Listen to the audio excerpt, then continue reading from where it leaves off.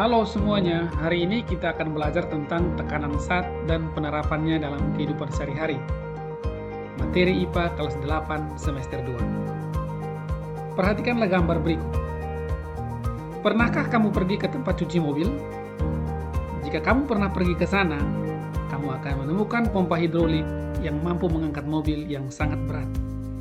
Tahukah kamu mengapa alat tersebut bisa mengangkat mobil yang sangat berat? Agar mengetahuinya lebih dalam, yuk pelajari bab ini. Kita mulai dengan tekanan pada zat padat. Kasus yang pertama. Perhatikanlah gambar sepeda motor yang terjebak di lumpur.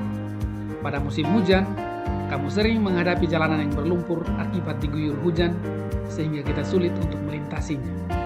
Jika kamu hendak melintasi jalanan yang berlumpur, sepatu manakah yang akan kamu gunakan? Sepatu bot atau sepatu hak tinggi? Kamu pasti akan memilih sepatu bot. Mengapa kamu memilih sepatu bot? Ternyata sepatu bot memiliki permukaan pijakan yang lebih luas daripada sepatu hak tinggi, sehingga kamu tidak mudah terperosok ke dalam lumpur. Mengapa hal itu bisa terjadi? Mengapa kamu tidak terperosok ke dalam lumpur? Mari kita cermati kasus yang kedua. Coba perhatikan.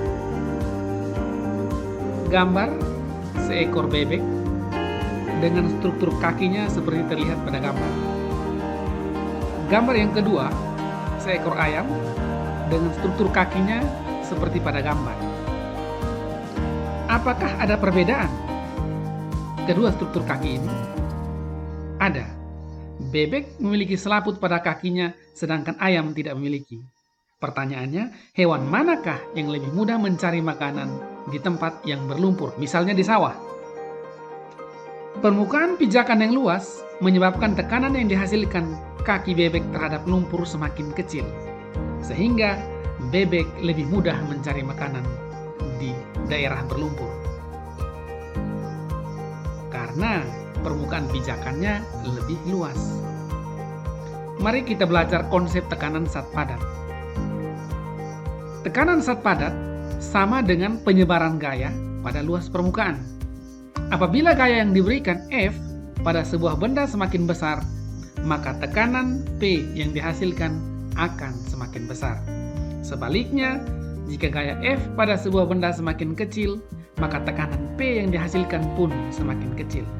Persamaan matematikanya adalah P sama dengan F per S, di mana P adalah tekanan, satuannya Newton meter, biasa juga disebut Pascal, F gaya satuan Newton, A luas bidang satuannya meter kuadrat. Dengan mengetahui persamaan ini, kamu akan mudah menjelaskan mengapa kamu berjalan dengan mudah menggunakan sepatu bot di jalan berlumpur dan mengapa bebek mudah mencari makan di sawah yang berlumpur. Ke topik yang kedua, tekanan zat cair. Biasa juga disebut tekanan hidrostatis.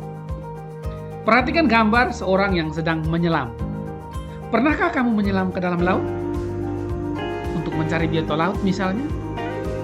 Jika pernah, kamu akan merasakan kondisi telinga yang sedikit berbeda.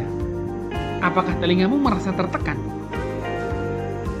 Semakin dalam kamu menyelam, kamu akan merasakan tekanan yang semakin besar. Mengapa hal itu bisa terjadi? Hal itu disebabkan oleh tekanan yang dihasilkan oleh zat cair. Tekanan itu disebut tekanan hidrostatis.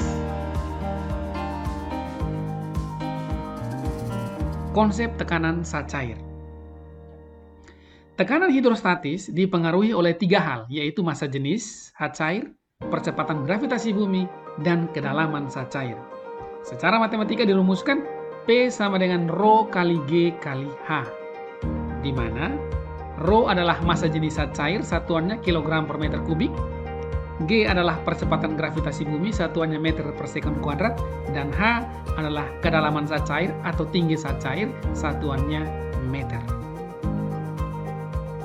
Pemahaman ini penting saat orang-orang merancang struktur bangunan penampung air.